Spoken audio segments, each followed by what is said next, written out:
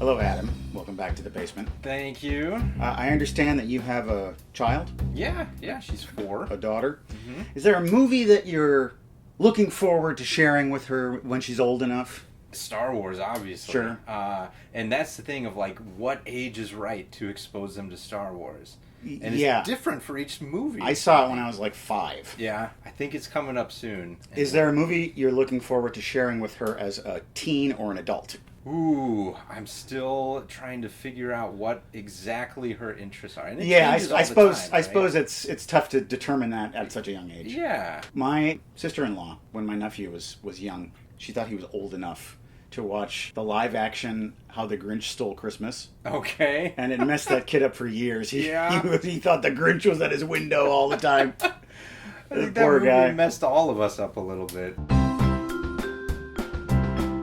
I have a movie here for us to watch. I'm going to surprise you with it in just a minute, but before we get to that, I have a little story to share with you. Okay. There's an establishment in northeast Portland called the Kennedy School. It is a former school that's been converted into a hotel and brew pub. And I stayed there in probably around 2011, 2012. It still looks like a school. All the rooms have blackboards in them. It's actually really cool. Oh, nice. And they converted the assembly hall to a movie theater. Okay. And so I got myself a $6 cup of Merlot and a movie ticket, and I sat down in my seat to watch this movie.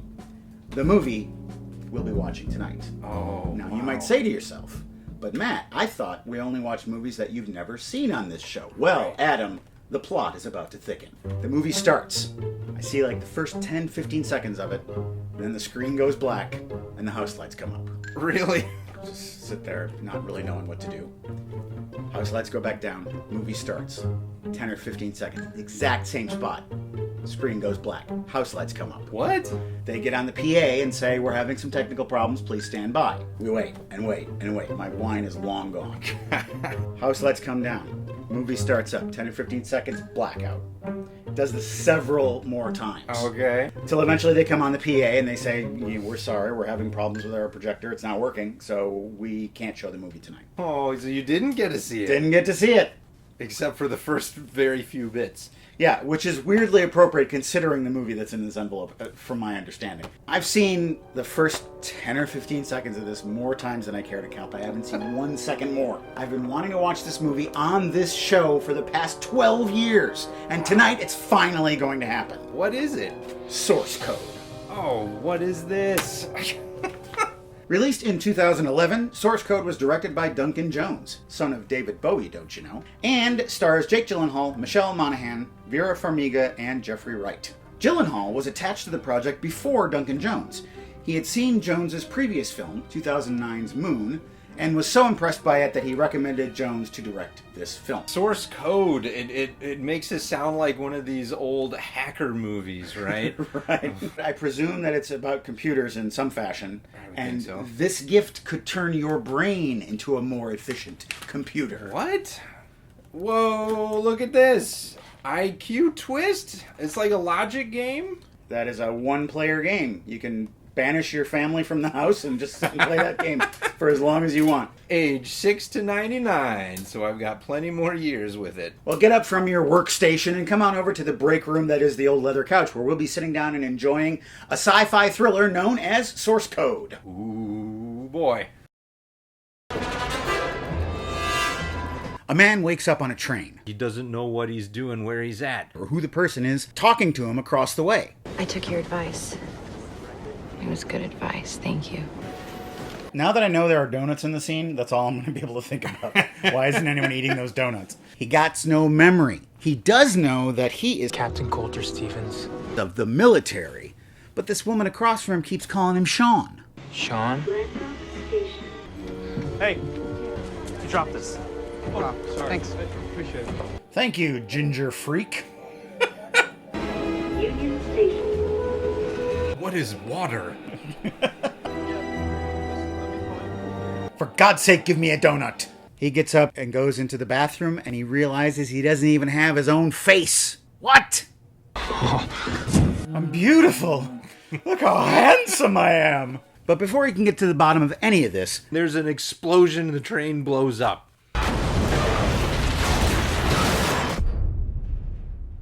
all right. Holy source code. He's in some sort of metal capsule. This woman's voice comes on. Captain, report what you saw. I don't understand. Oh, like I remember those donuts. She is Captain Goodwin. I need to be briefed. Get these boxers off of me. I'm Jeffrey Wright. I'm here to lend this film intense gravitas. There's a bomb on that train. Find the bomb, and you will find the bomber. Find the bomb. And every time he goes back, he only has 8 minutes. Wait, no, He's back on the train. I took your advice. It was good advice. Thank you. Groundhog train. Christina? Yeah. Oh, fee? He runs around asking people questions. There's this cranky comedian on the train. What are you, a comedian? Yeah. He is a comedian. Hey, mister. Hey, drop this. We might be a little late. Thanks. I'm the bomber. Oh, I'm not. Maybe I am. I don't know. Who knows? In the bathroom, he manages to actually find the bomb above in one of the metal grates. And he decides the best thing I can do is leave it alone. And that's what he does. I'm just gonna leave it.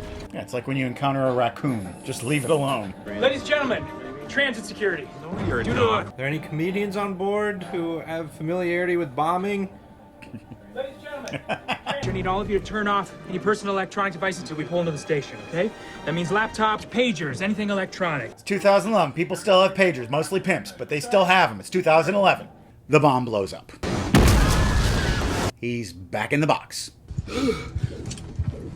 Lower your pulse. Lower your pulse, quick! Captain, this is not a simulation. Lives are depending on you. What are you talking about? I need to be briefed. My boys are hanging too low. A bomb exploded on a commuter train outside of Chicago, killing everyone on board. Sean Fentress was on that train. He is now you. She tells him to go back and question the passengers. Get to know them. Take 3. He decides, I'm going to sit here with Christina and we're just going to profile everyone on the train. This is how crimes are solved. Who do you think on this train is a bomber or whatever? Hey, how's the signal in here? It's good. My detonator app isn't responding. He sees this man who he deems suspicious. Oh, come on, let's take a walk. We don't get off here. I know, we'll just be spontaneous. You're kind of freaking me out. I'm your sister. He follows him off the train, questions him, pushes and shoves him around a little. Obviously, this is the bomber, right? In the distance, the bomb blows up anyway. He gets knocked off the platform. And he's back in the box. But this time, The capsule is malfunctioning. Something's going wrong. it's cold, the oxygen turns off, he gets out of his seat, he finds some tools, he fixes it. This time he's talking to a different guy. Dr. Rutledge. She survived, but only inside the source code. None of them can be saved. What is the source code? Dr. Rutledge explains to him what source code is. Some sort of recreation of the collective consciousness of people who have recently died. Circuitry that remains viable post-mortem and a memory bank that goes back 8 minutes. Source code enables us to capitalize on the overlap. Sorry, that was the movie going over my head. Source code is not time travel. Rather, source code is time reassignment. Boom. Stevens insists that he saved Christina. She's fine. No, she isn't. You merely reassigned her. All those people are dead. We're trying to prevent future attacks. We have information that downtown Chicago is the next target. And they're planning to detonate a dirty bomb. That's what they're trying to prevent. Go to the conductor's compartment. Inside is a loaded handgun. You can use that gun however you like. Into the train, Captain Coulter goes again. Take 4. Guess what? Chicken butt. He goes and gets the gun. But the conductors catch him. They zap him with a taser. He's handcuffed to the train. Please, no, please, you let me need borrow your help. No, why do you want my phone? I want to play Candy Crush. This mission is pretty much toast. On his next trip back to the train, Do you have the internet on your phone? he tells Christina to go on her internet phone and look up Captain Coulter Stevens.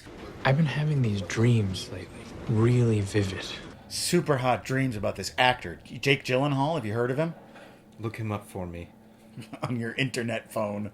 Excuse me, ma'am. You don't look like a terrorist, so maybe? Christina informs him. Coulter Stevens, 17th Airborne helicopter pilot, was on the first site I tried. He's dead, Sean. What does this mean? He goes back to the box. Am I dead? Your brain is still alive, and that's what we're doing to do this source code malarkey. If I find out who this bomber is, you're going to let me die, right? Of course we will. He's back on the train. He finds the bomb. He finds the cell phone detonator. He disconnects it.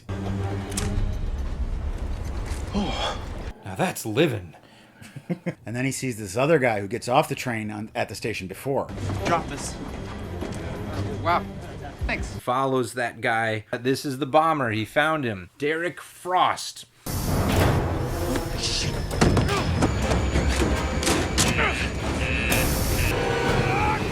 Whoa! Wow, man! Survives. Derek Frost has a white van. Those are never good news. Jesus. You left it on the train deliberately, so everybody would think you were dead. And inside is that dirty bomb. Not many people could build that. Put the bomb in the basket. Sean? Shoots her. Frost is a madman. He just wants the world to blow up because he thinks we need to start over. And the train blows up anyway. You have the bomber's name? Derek Frost. All right, let's move. They arrest Derek Frost. They prevent him from detonating that bomb. It's a good day. We're going to switch now to a live feed from our Chicago affiliate. WGN, home of the Cubbies. Captain, some of the guys and I are gonna go celebrate. I want to go back. The bomb blew up anyway. There must have been a failsafe device. It doesn't matter. It's just they're computer people. You're not saving anybody. The train already blew up. But he insists. He goes to the bomb. He finds the other cell phone, which was the backup detonator. Disconnects them both. Oh, I'm gonna go drop a bomb in here. He goes and gets the gun. He finds Derek Frost. Chains him up. It's over. My bomb. Alerts the authorities. Train's not blowing up. Everything moves on time and people get fired. That's the way it works in the real world. 10 minutes. Hey, buddy, don't sweat the small stuff. You'll drown. Why don't you just mind your own business? Why don't you just mind your own business? You're also not minding your own business. Everybody's happy. The lady and the guy are kissing and hugging. Back in the real world, Rutledge sees that Goodwin is in there messing with the body of Stevens. Right. Yes. She presses the button and terminates his life. Whoa! When their 8 minutes is up, everything freezes. But does it really? What we see now... Things just keep going. Is he still in the simulation? Is he in heaven? What's going on? And they get to experience life past these 8 minutes. It is a beautiful Monday in Chicago today. Temperatures expected to reach the lower 60s. In other news, we're all just a code. Do you believe in fate? Not really. I believe in feet. That's how we walk. Back at the Air Force Base, Goodwin comes in the morning, and she gets a weird text on her phone. There was a bomb on a train, but it didn't go off. Oh, what? What? You thought you were creating 8 minutes of a past event, but you're not. You've created a whole new world. A parallel universe has formed, an alternate timeline? We don't know. The source code runs deep. That is the story of Source Code. The movie had me, and then it lost me. And then it had me again, and now it lost me again. Whew, my brain is all bendy. Yeah. Ultimately, the source code theory makes no sense. And ultimately, it doesn't matter. We don't need to understand it. It doesn't need to be plausible. It's just the vehicle that makes this movie possible. It's based on some pretty weak science, but that's enough. It's not about that. I think the ending's probably the worst part about the movie. It is. How do you end these types of movies? I don't know, but it was an ending. I do think it's a good movie. It's a real engaging movie. So refreshing, again, to just be 90 minutes done. Yeah, if this was longer, it would have felt endless just because of the repetitive nature of the plot. Right. What did you think of Jake Gyllenhaal's performance? Serviceable. Every time you see a beautiful lead, it's hard to believe they're a military person. Okay. No The offense to our acting's military viewers. You're all beautiful people. When you have a character who's constantly off balance, always trying to figure out what's going on. Like, what's going on now? Okay, I figured this out, but now what's going on? If you don't do it right, that can get annoying. Gyllenhaal does a good job of showing that sense of being lost. Something I'm still not quite sure of is that capsule. It seems to be some sort of manifestation of his own thoughts, too. It changes, it malfunctions. What's that about? Yeah, I think that was sort of a red herring for you to think he's actually in a place. I almost think this is a better movie to watch at home than in a theater. It's certainly one that you'll be rewarded with rewinding and listening to certain things again. Like, what's that source code? Yeah, I need to hear that again. This is another good entry in Duncan Jones's filmography. It's got a similar strange logic to Moon. That would be a good double feature. Moon and then this. Nice. Ended up not quite being the hacker movie I assumed it would be. Well, they hacked into his brain. True. It's definitely some influence of the Matrix you can see in here. There's a sub-reality below reality. Mm-hmm. Come on up. Oh, well, hello there. Look, everyone. It's Sadie the cat. Hi. I'm busy right now, though. You're walking all over my notes. You're just going to hang out there for a while? Okay. All of the major roles I thought were done well. Jeffrey Wright, once again playing a questionable scientist. This was a precursor to his role in the show Westworld. It was never clear what their relationship was. Were they just starting dating, or were they dating, or were they coworkers? I don't know. It felt like we missed something there. Right. Yeah, because it's almost like their relationship developed throughout the movie, but that's not really possible from her perspective. I guess the relationship at the beginning is another one of those things that's not really that important. The plot of the movie is to solve the puzzle. Mm-hmm. Do you feel any sense of relief after finally seeing the rest of this movie after so long? Yeah. Yeah? Just like the characters in the movie, my life is kind of starting fresh. Nice. From this moment on, I'm going to go to that bean. You're going to see the world in a whole new light. That's right. Post-source code. Post-source code, yeah. Okay. Source code is done. The mission has been completed, and it is time for us to go to another little mission we call Seen It. Michael Lafferty, 6364. Seen It, Fiddler on the Roof. I have seen it. Did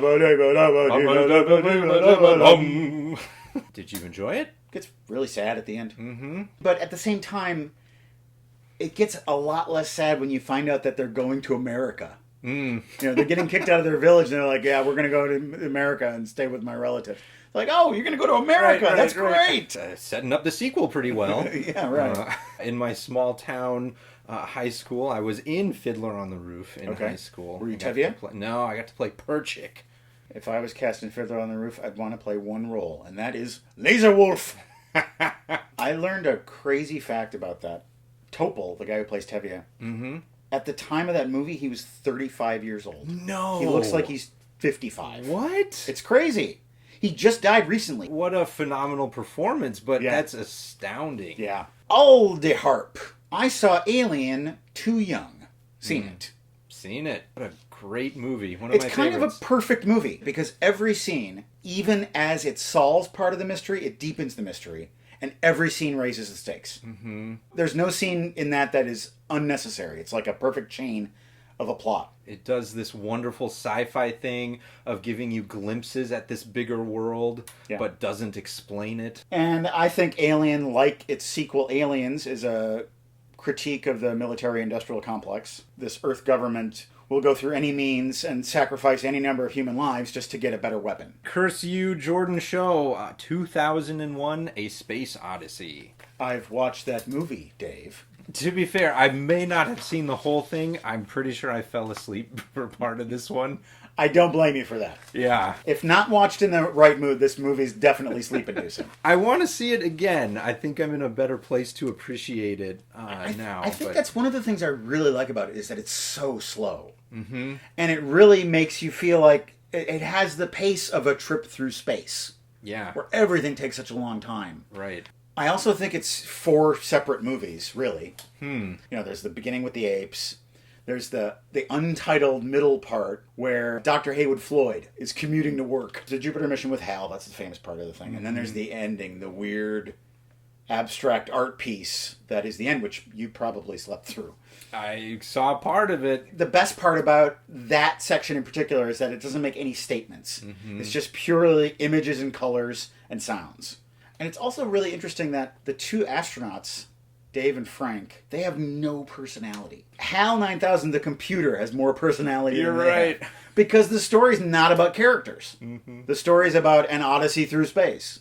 So the people are immaterial. And I think to watch it correctly, you have to sit through the whole thing and be exposed to that slow pace of it. Yeah, definitely. Peter Gray. I saw Moonage Daydream in the theater, and while it seemed exactly like the kind of movie I'd normally have just waited to watch at home, it was definitely worth seeing on the big screen. Seen it.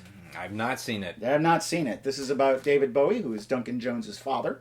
Thought it appropriate to talk about it on this show. I found it to be really sad. It seems to paint a picture of an artist of boundless creativity who is constantly moving towards the next reinvention of himself. Wow. And who is never content, chasing something that he can never catch. Whatever his authentic self is just another mask. Sounds like it gives you a lot to think about with Yeah. the drive to create and kind of this performer mentality. I suppose as comedians and artists, you know, we want to keep moving forward. You want to keep making new things. You don't want to get stuck. You got the sense with him that while he was embarking on a new alter ego or a new sound or whatever, that he was just waiting for the next thing. There's a place you can go that's safe. It's not an exploding train. It's our website, welcome-to-thebasementshow.com.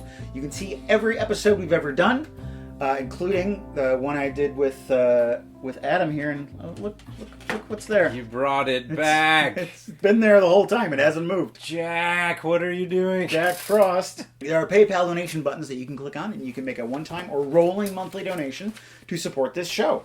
It's something that is necessary and appreciated. I want to shout out one of our new monthly donors, Paradise Alive. And we've got 2 one-time donors, Isaac, thank you Isaac, and Nicole, who says, I wanted to make a donation to announce Frances was born super healthy, a whopping 9.5 pounds. Oh, congratulations. She is 4 months now, super chunky, and I can't wait to watch movies with her one day.